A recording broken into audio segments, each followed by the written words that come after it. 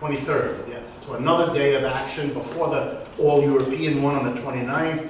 Things are heating up in Greece. You know, this is the time when the students come back to all the big cities. That's going to change the dynamic of these struggles because the students are important in these countries around these issues. But I no inevitability, and therefore I couldn't possibly give you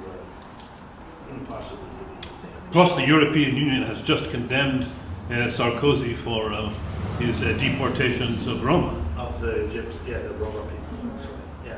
That was, by the way, I don't know how many of you know this, the Gypsies, it's a complicated population and they're very strong in France, a lot of tension between, but this play, it's really like building a fence, you know, on the border with Mexico. It's a bold-faced effort to cash in on scapegoating for a political advantage. And Sarkozy is so ham-fisted in everything he does that he did that so badly that even many of his allies distance themselves. And the poor guy is left out there. I mean, you can't like him anyway. He's such a turd. But, you know, beside that, even for a guy like that, you kind of, oh, it hurts. Another clumsy bumble on his way out. But couldn't happen to a nicer guy. Sorry, last one because they've given me the signal we have to close. Yeah. May I say something quickly?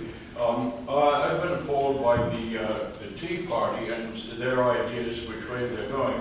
And I have discovered that they're talking about government spending.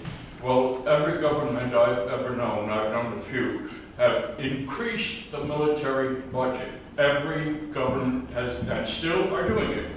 And that's one of the things that this money, that is money that belongs to us and is going to military bases all over the world. Why we don't have a dollar on the table? Because we're in military bases all over the world.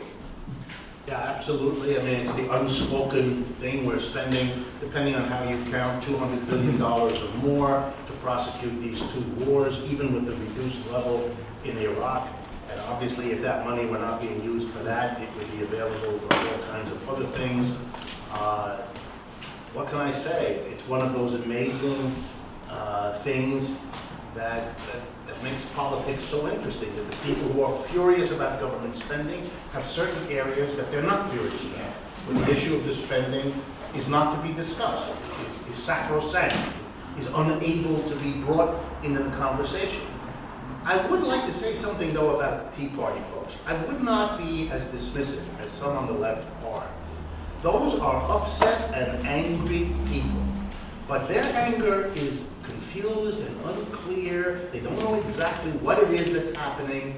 And while they have their traditional right wing, because you know the right wing has an easier time in the United States. It knows kind of who the bad guys are. It screams and yells at those. It gets rewarded and patted on the head for doing that. But it also harbors other instincts and other impulses. If there were a left that would give angry, upset people whose economic situation is being destroyed another way to articulate their anger, another set of people to focus on, I think we would all be surprised. In every European country, the far right and the left compete for some of the same groups in the population. There's no reason to assume that we couldn't make that competition also here.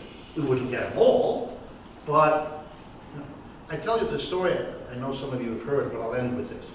A year and a half ago, I got a call. I don't watch much television. I find this an experience that freaks me out. Anyway, so I don't know much about that part of American culture. You need to look at TV for it. So I got a call on one day to appear on a television program. I do a lot of that. On a program of a person whose name, don't laugh, I did not know at the time, Glenn Beck. And I went on this television program, for those of you who haven't heard this story before, because he told me, his agents who called me, told me that the studio is in the Time Warner building here, downtown Manhattan, and that if I was on this program, it would be viewed by between 10 and 11 million people. That got my attention. Because a person like me, to have an opportunity to say anything to 10 or 11 million Americans, I'm not going to, barring something really bizarre, I'll do that.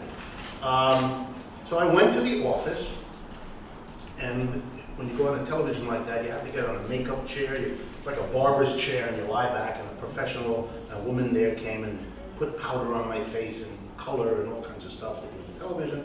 So I asked her, I said, look, I don't mind, you know, but tell me, I've heard about Glenn Beck, and she looked at me, you didn't know about who he was? I said, no. I said, I heard he's right-wing. She said, sort of, yeah. Very nice woman, and very straightforward. I said, look, is this a setup? I don't mind, I'll go in there and fight, but tell me if this is going to be, you know, have fun with the left-winger kind of afternoon, and I'll try to cope with that. She said, no, he doesn't do that kind of thing. He's not going to do that. He's not the type of guy he is. It's okay. So I felt a little better. And about 5 minutes later, he comes in and he wants to introduce himself before we go on the air. And I say to him, because I got nothing to lose, and I say, if you give me the wrong answer, I'm saying to myself, I get up and I go home. I don't need this. It's embarrassing for him. He won't have a speaker there, but I don't care. So I say, look, why do you have me here? He says, well, I tell you, you and I are different in something. I said, yeah, I heard that. He said, well, you don't like capitalism, is that right? So, by the way, he talks like a Marine. He looks like a Marine, except a Marine who's had too much to eat.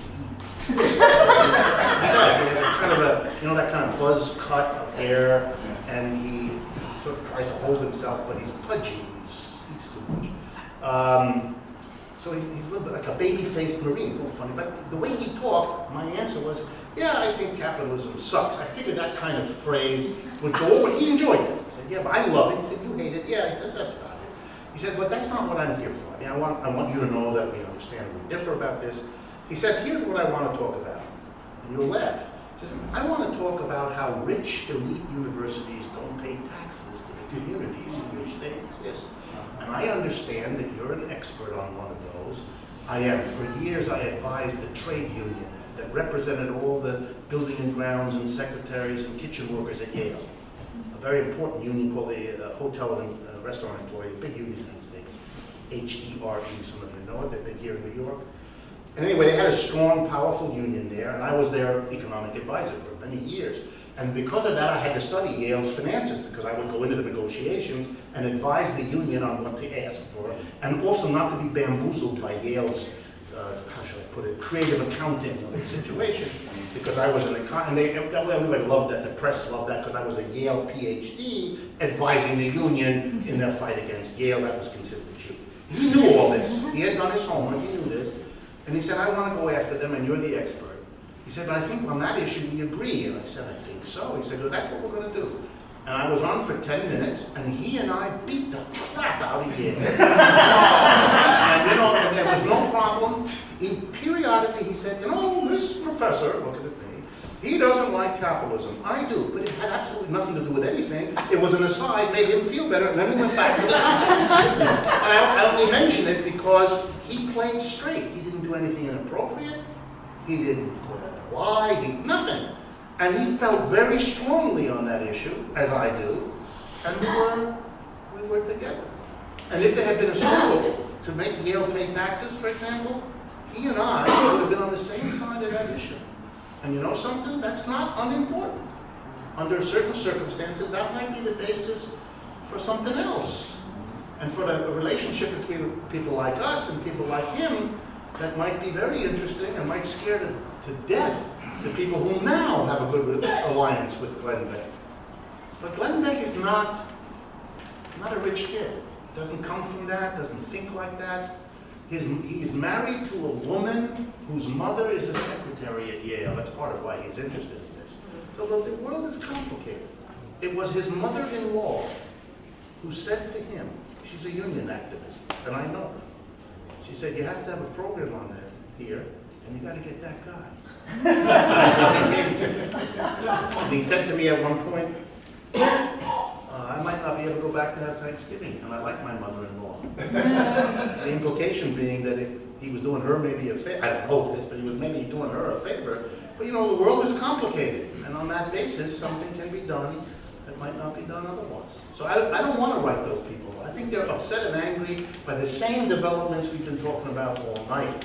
And that puts them in a certain similarity to the rest of us that we could make perhaps build on. I don't want to write those folks off. It would be a mistake.